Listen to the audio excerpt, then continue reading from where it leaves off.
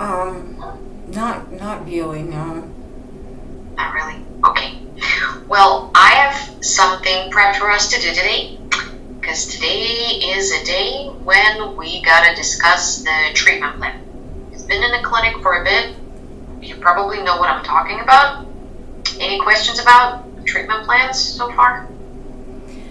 Not really. I think I had like a treatment plan review a couple times before. Yes. So it's usually a yearly thing to review. It can be updated sometimes by request of a client. Say sometimes, I don't know, goals might change or hospitalizations will require certain areas to be brought up weekly on the session.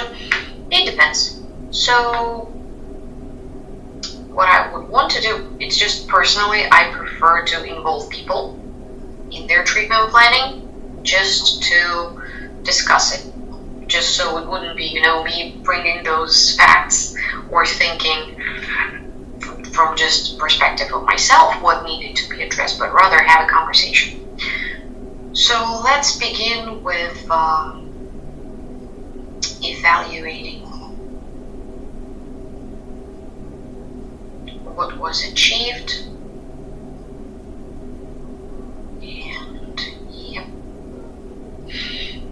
Do you remember the goals that you had with your former clinician? No? Okay. The goals there are 4 of them usually. So first one was increasing regulation of anxiety. Even if there is progress, we need to find clinical reasoning for therapy sessions. So it's very vague usually. It's something about daily stressors, which we call anxiety, because all of us got some reasons to be anxious about, that's for sure. So one is to find some tools to regulate anxiety and areas to maintain it effectively. The second one was about interpersonal distress and to find strategies to improve interpersonal interactions effectively. The third one include enjoyable activities on a weekly basis to reduce any anxious symptoms. And the fourth one, to normalize mood and return to the level of effective daily functioning, meaning addressing mindfulness, being more positive, and all of that. So I do have pen and a sticky note, because maybe we won't be able to cover everything. What we need to do is, I'd like for you to think, what do you think was achieved? And even the smallest progress is a progress. Say if we talk about anxiety, I don't know. Like, I have to think of this?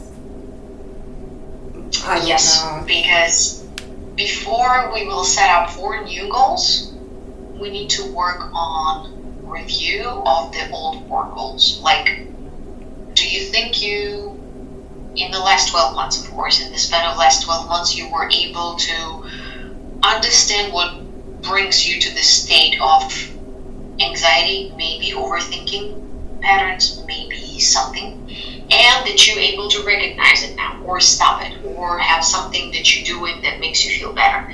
Same for interpersonal communications. Maybe you were able to resolve certain conflicts or reach out to old friends and you meet up on a weekly basis. Like, take a moment to think about it, because any progress is a progress.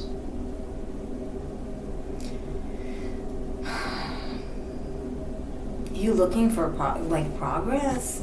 I really don't know what to say with that. Like, I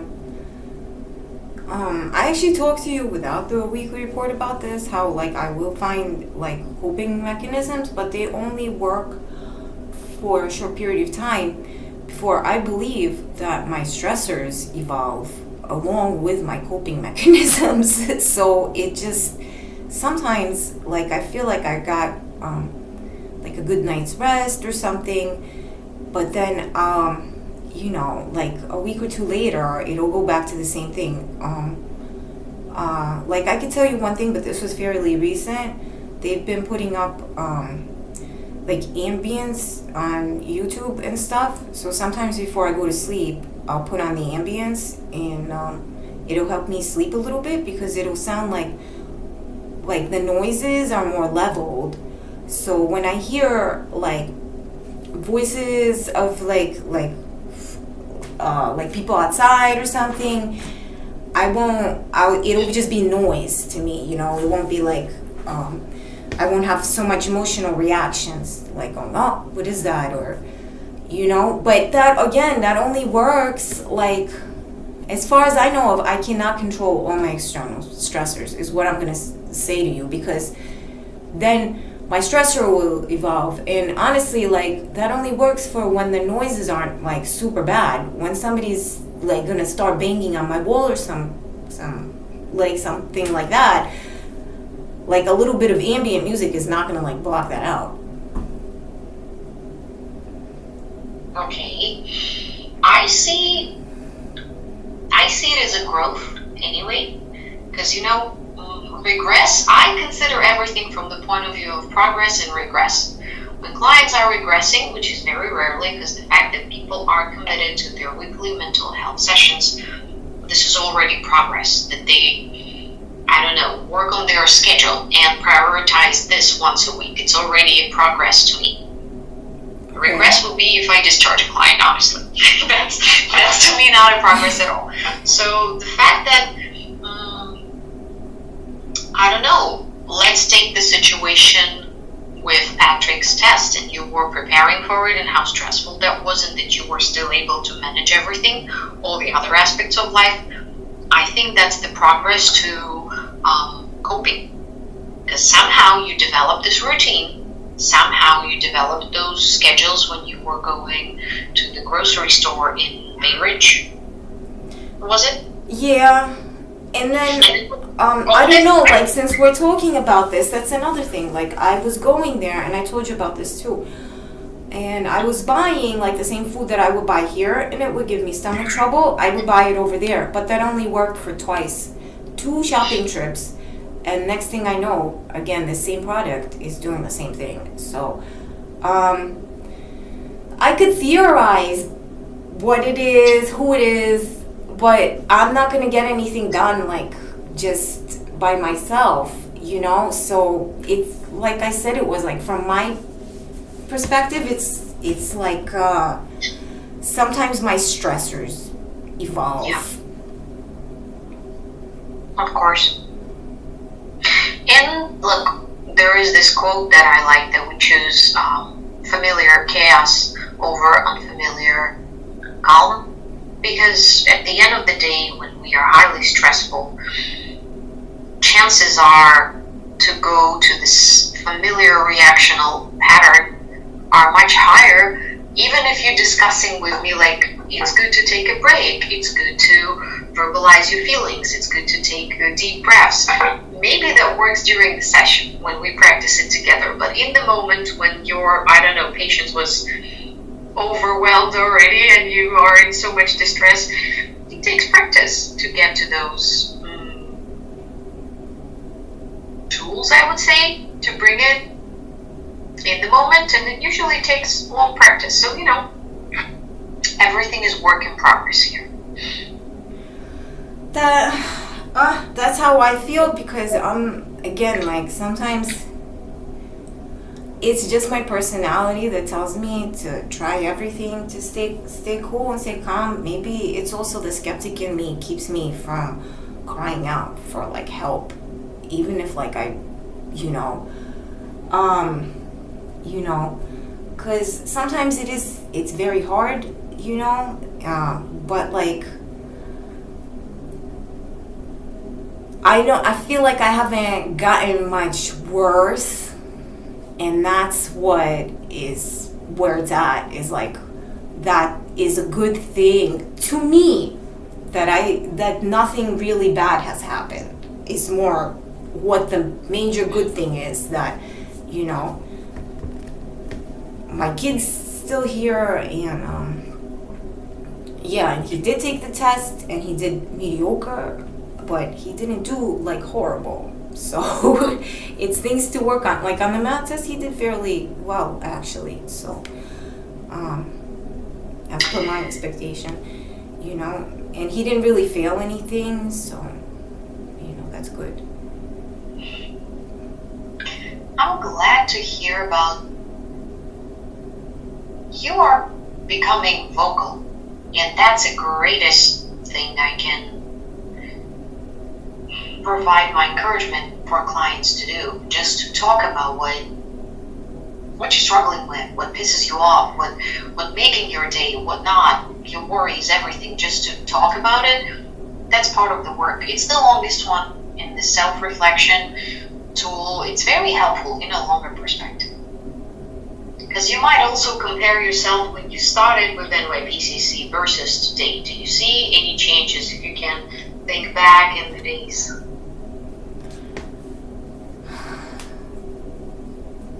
I lived somewhere different. I lived in a different place. That's the one thing. And everything is different now?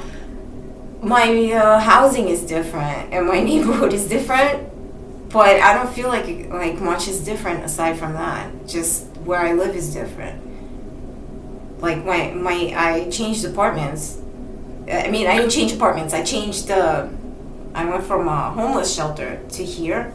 Because when I started, I was in a homeless shelter. And now I'm here. Which is different. And,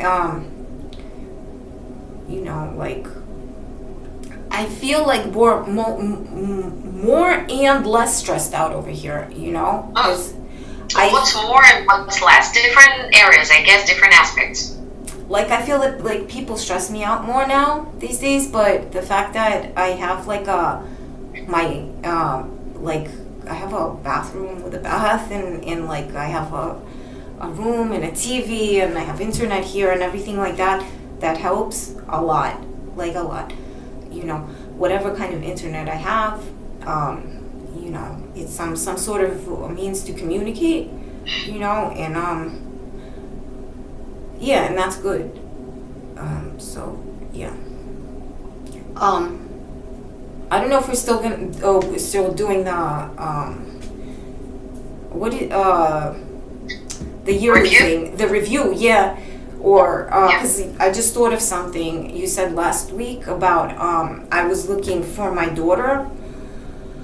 And I looked and I found her grandmother, but she hasn't written back to me yet, so I don't have her email or anything. I found her on a website, and she's looking for her granddaughter, my daughter. And, we both don't know where she is, but she found me. And I wrote her back, I'm asking for her email to see if she would write me with the email. I gave her my email because that wasn't a place to communicate. We need to get email. But it was from a while back, that message I found, because it was from a while back. It was from a couple of months ago. I just didn't see it before. I just checked basically. And I don't know if she still checks to see if she still checks, if she could leave me her email or whatnot. But so she's looking for her granddaughter also. So I'm looking for my daughter, and I told her last time I spoke to her was in 21, and I don't know where she went. She probably is staying with her boyfriend, who I never met. So, and I told her, this is my email. Just write to me here, okay? So maybe she'll write to me because it would be nice to see her. She also, she had a very hard time. This lady, because I don't know if I told you, but her son, my Morgan's father, died. So.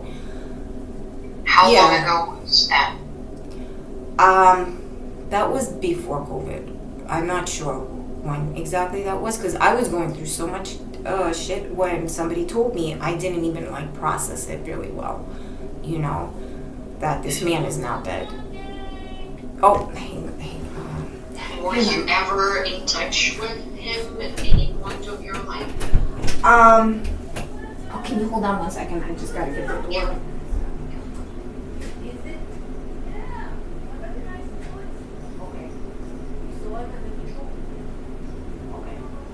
I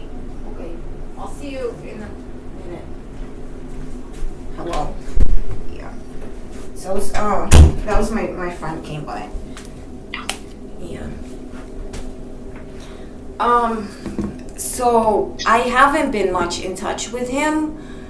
My daughter stayed with him for like a little bit. I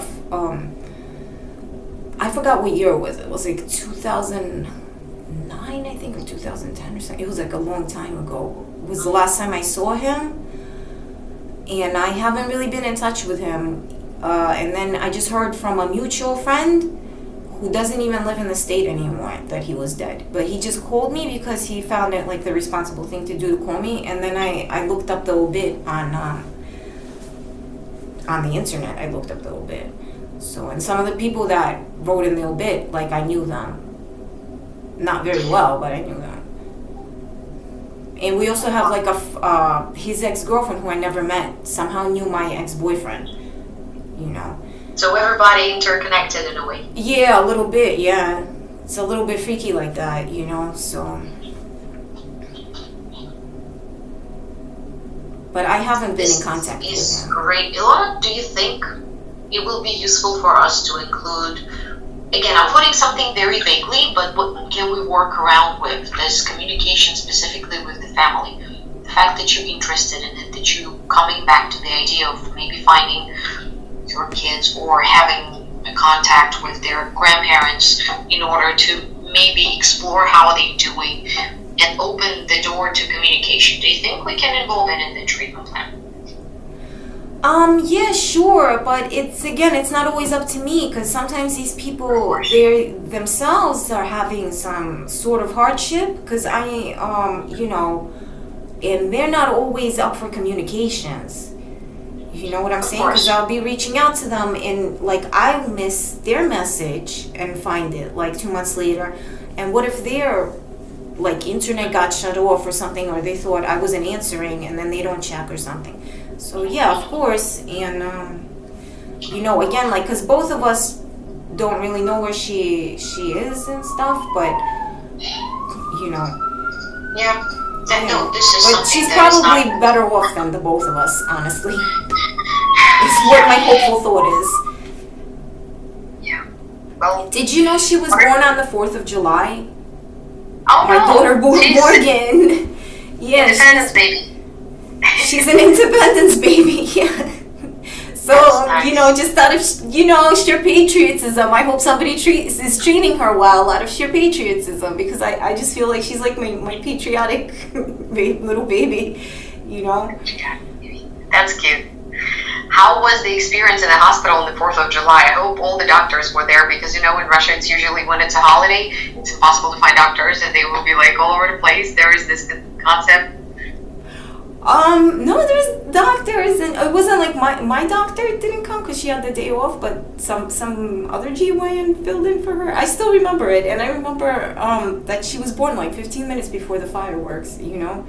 So, oh, and this is the thing. I'm not close to her at all because her grandmother really did raise her. But I know one thing about her. I know she used to like Katy Perry, so she's like a firework. Yeah. Yeah, you know, she's got that song Fireworks. She made fireworks on her birthday, or the day when she was born. She made it right for fireworks. That's so cool. Yeah, so even if she doesn't want that attention, she's getting that attention. That's cool. And Katy Perry, yeah, everything. Now it's the full picture. Okay. Crazy. Sometimes I'm feeling so bad, and I'm sitting here like, thinking, it's just crazy, you know, like life and how everything is like connected, like it's super insane. And then I'm thinking, wow, but maybe it's like a nice thing, maybe it's cool, like this week Joe Rogan, and he's somewhat into like paranormal and stuff like that. Even he's like, he used to be like MMA, I think my friend told me. And the Joe Rogan Experience, they did an interview with Donald Trump, and I was just like, that's crazy with Donald Trump, you know, because he's pretty big. And I'm like, I was so happy just to see the two of them together.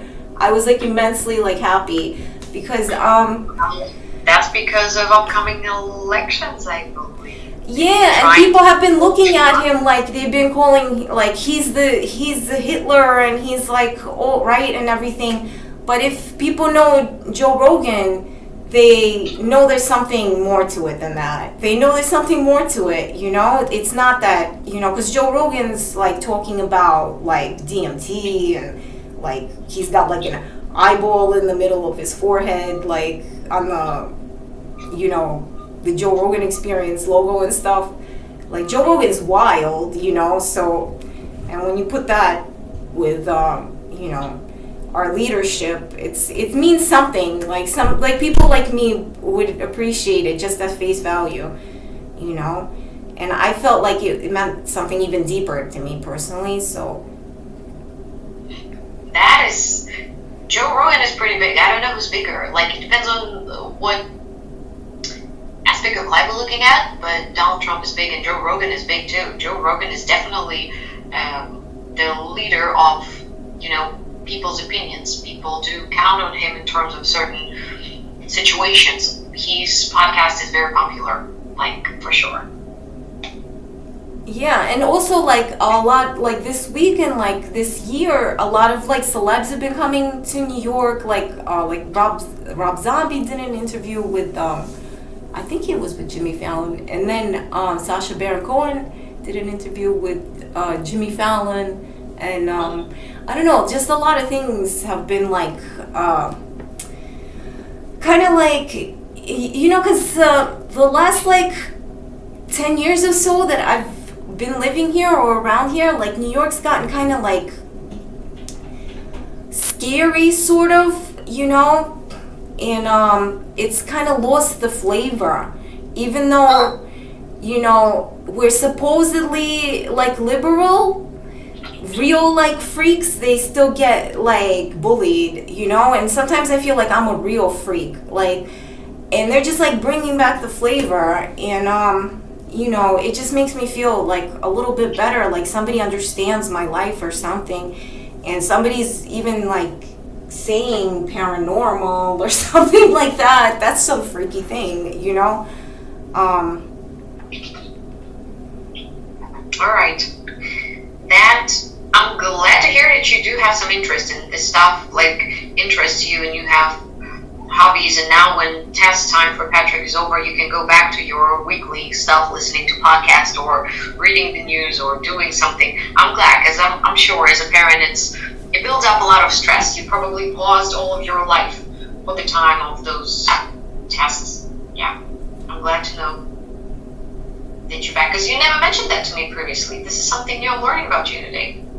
But like which part exactly that like? The podcast that you like, I don't always listen to them. I was thinking of listening to them more, but like I don't have the time to listen to them all the time. But sometimes, you know, like a celeb will come on and you're like, I just have to.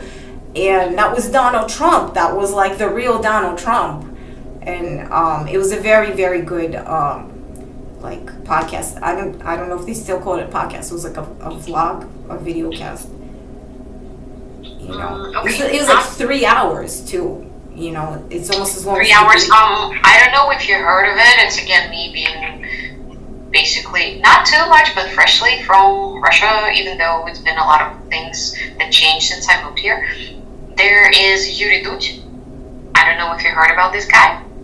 Yuri. He does like the genre. May I switch to Russian because it will be easier to Конечно, а ты можешь повторить? Я не знаю, да. как его... Юрий Дудь. Юрий Дудь. Да, очень У меня популярен. есть очень русские друзья, им интересно будет посмотреть. Вот. Очень популярен еще до войны стал жанр видеоинтервью. Это как подкаст, только по видеоинтервью. И вот этот парень, Юрий Дудь, он бывший спортивный журналист, у него очень классный скилл именно интервьюирования. И начиная с 2000, может быть, 17-го, еще 18-го, у него были прям очень самые интересные гости. Сейчас из-за того, что он переехал, и он не поддерживает политическую линию, они релоцировались всей командой, и гости теперь более нишевые, то есть не так широко известны. Но если смотреть старые выпуски, очень интересные, у него тоже выпуски бывают там по 3 часа. Конечно, сейчас это все немного политически ангажировано, Но если смотреть старое, если это интересно, понять, как журналистика меняется, может, это прям в разрезе. Журналистика российская современная в разрезе. Есть несколько журналистов, кого я вот так смотрю, тоже по 3 часа иногда, но я скорость ставлю быструю, 1.75. Ну, 3 часа с кем-то местным это одно дело, а 3 часа с бывшим президентом сидеть это что-то. 3 часа с бывшим президентом сидеть. Прям заинтриговали, я тоже хочу посмотреть. I don't have time for that, but maybe when I'm commuting, I can just, download it on my phone and kind of like listen to it at least while I'm commuting. That'd be interesting. Ilona, so for me to highlight those 4 goals, I would still keep something for emotional regulation strategies, as we do have, it's verbal mental health therapy. We are aimed to increase skills of conflict resolution, emotional regulation. I'm just going to word it differently, but will you agree for me to keep those 2? Like family goal, maybe anxiety, maybe depressive episodes, maybe like overthinking episodes, whatever bothers you, whatever you think we should talk about more, or at least keep it as is. Which one would that be? I'm not really sure. Like today, I didn't have anything like that I want to talk about happen this week. Okay. That's like negative. I had a stressful week, but then like this sort of like this YouTube or TV or whatever kind of helped me like bring my spirit up, because I did have a hard time sleeping. I could say that. And like some morning I woke up and I was like, I was feeling kind of wild. Like I need to go back to sleep. And I did take a nap that day because, some days you just need a nap.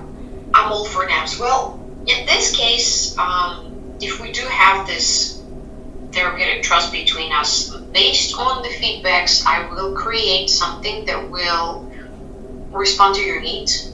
Say like the sleeping, maybe I will see, because those are pre-written goals. It's not that I'm trying to deal with it without medication. Though, because I heard that medication could, especially the situation that I'm in, even if I'm not sleeping, I feel like it could cause it worse. Well, as long as there are no hallucinations, this is when medication will be like strongly. Okay. So there's no hallucinations. As long as we're not there, I believe that you can try to do it yourself. And because the thing is, I heard the opposite, is that sometimes people take like sleep medications and then they'll have hallucinations, like when they don't get to sleep. So I don't really. I tell you this, if we talk about medication, as a clinician, my opinion, it's suggestion. It's not recommendation, it's a suggestion. So you may or may not listen to it. It's up to you. Okay. I would say more important is to have yearly checkups. Why? Whatever is lacking in your system, say if it's vitamin D deficiency, vitamin B deficiency, vitamin E deficiency. They don't really check for that though, do they? They do. If you have a PCP doctor, you can just go there and request. Hold on, I have a screenshot of it because. See, I don't know. I'm putting on the bravado here because I'm trying to play it off like, yeah, this is something everybody does. But honestly, like every time you tell me something like medication or more health checks, I feel like this is very imposing or something, and I don't. I get it. No, I understand. I don't know how much you get it. I'm just saying, like, almost like this is supposed to, like, unnerve me and put me into some sort of state where I'm losing control instead of gaining it, I've been checking this option because, again, I'm a Russian-raised girl, and everything I do specifically to my health, I consider it from, that mindset first. So what I did yesterday, give me just a second. There are blood works that created to specifically eliminate vitamin and mineral deficiency. Blood test for vitamin and mineral deficiency. It is possible to request it at the PCP doctor office because also as a female, in my family history, just a little self-disclosure, TSH, гормоны щитовидной железы. If there is a history of thyroid deficiency in the family, that can explain hair loss, fatigue, loss of appetite, many things. So the TSH test is very important. I looked at my results from last year because I try to track it. Like I have it on my phone right now. But you remember that friend that the previous therapist I told you was staying here, and they told them that's what it was. Now why would that be me though? Why? Because we are both staying here? Like, it's kind of the same thing as the colonoscopy. Like, is that just part of their protocol to just tell you that, you're defective? They were not going to look at the external factors. And I don't know whose responsibility it is to look at not my body. Just to stop you here, this is not, это не пункция. They're not going to stick no needles in you. This is the blood test. And the blood test, if it's a bigger, wider blood work, it shows different areas that are like, look, this is how it looks in my Мне personal... просто, когда ты мне это предлагаешь, мне кажется, что у тебя просто нечего больше мне предложить. Это не нечего предложить, это база. Мне так кажется, что мне это не поможет. Вот. Это важно знать о себе, потому что если вы знаете вашу норму, и оно идет куда-то выше или ниже, мы можем с этим работать. Потому что я могу предлагать сколько угодно всяких техник дыхательных. Если что-то отсутствует в организме, дыхательные техники не помогут, нужны будут витамины какие-то. Меня просто под разумением, что дыхательные техники мне не навредят настолько, сколько мне могут наврести какая-то химия, которую я принимаю. И если в конечном итоге определиться, что это реально была не моя химия, а кто-то там что-то делал или что не так, то это будет куда хуже. Поэтому я лучше пока попробую какие-то безвредные техники. Магия в том, чтобы искать того специалиста, который действительно вдумчив. Найти хорошего доктора. Который готов на все, чтобы только на это. Потому что я понимаю вот этот момент, когда это они назначают просто потому, что им надо, что они хотят это, за это зачарджить insurance, или это действительно нужно. Например, вот этот blood work, он показывает, вот он у меня на портале, и вот тут вот норма, желтенькая плохо, зелененькая хорошо. Я на границе желтенького и зелененького. То есть я еще в зелененьком, но очень близко к желтенькому. Мне не говорит об этом мой доктор. Я просто, когда сдаю тест, я потом открываю, смотрю сама. И если что-то понадобится, буду искать, эндокринолога какого-то или гематолога, который будет что-то такое говорить. Потому что в семейном анамнезе у меня есть проблемы по щитовидке. Есть какие-то заболевания у людей. У меня нету, я это знаю. Поэтому, когда они спросят у меня, есть ли у меня щитовидочные заболевания, в моей семье нету. У меня были знакомые даже с этим, но в моей семье нету. Эти вещи просто полезно знать, учитывая особенно сезонность, что, например, в зимнюю пору, когда не хватает витамина D, вероятность того, что человек будет уставшим просыпаться, очень высока. И здесь терапевт, вот этот blood work, витамины, питание, уровень стресса, это все работает в комплексе. Что-то одно не может решить все проблемы. Вот почему я об этом напоминаю. Но это как it's an option. This is not what you have to do. This is an option that just shows the full picture. And again, it's up to you. It's easier to say, like, when I moved here, I got my PCP doctor, and I'm still going to this old man religiously every year. But it's just because of that. I know, and I do have some friends that were not able to find a good doctor and that were damaging them rather than, healing. And they are like, no, I'm not going to until I cannot walk. I'm not going anywhere. And also, I had a few friends back home, they had their medical degrees. И поэтому мы просто смотрим на ингредиенты, допустим, каких-то supplements, что там внутри в них, и покупаем не бренд, а компонент. Но я советую Вот у меня вот все время такие мысли, вот когда я фудшоппинг делаю, что там за компонент, потому что там можно написать бренд, можно написать ингредиенты, но это не всегда правда, там всегда есть какие-то ингредиенты, которые никто туда никогда не писал, не напишет. Конечно. Нет, это this is very understandable and legit reasoning, because I see that American healthcare system is very, very different. В России все время говорят про клятву Гиппократа, что типа я клялся помогать людям. Здесь об этом говорят реже, и это очень ощущается, что доктора все-таки более ориентированы на что-то другое и смотрят на тебя не как на вот человека, а как на просто... Ну, как в Советском Союзе больше. Ну, потому что напор просто людей с требованиями иногда большой, и они просто на работе. Ну и культуры нет доктора семейного.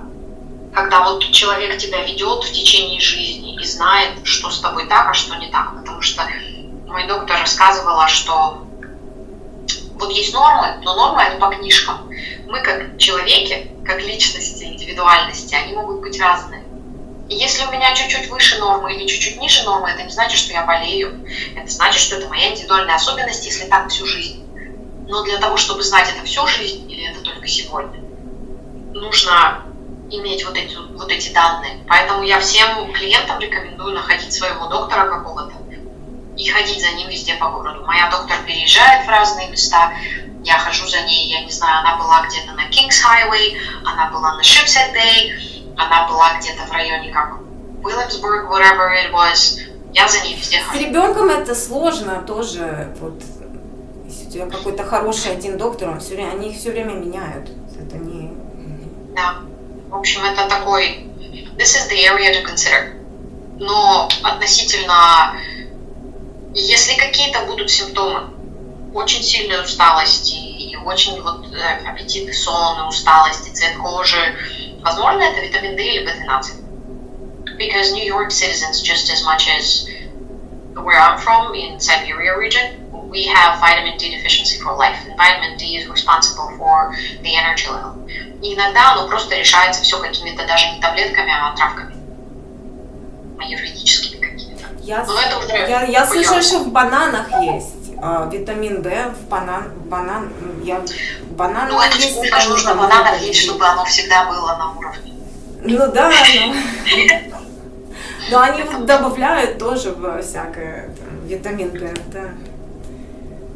Okay, alright, on that note, тогда я доделываю ваш treatment plan, добавляю туда какие-то вот эти перефразированные текущие цели.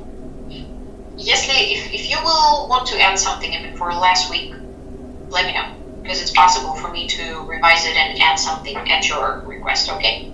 Okay, thank you. Okay, well, have a great week. I hope you will do something for Halloween. Okay, you too. Yeah, we'll talk same time next week. Bye.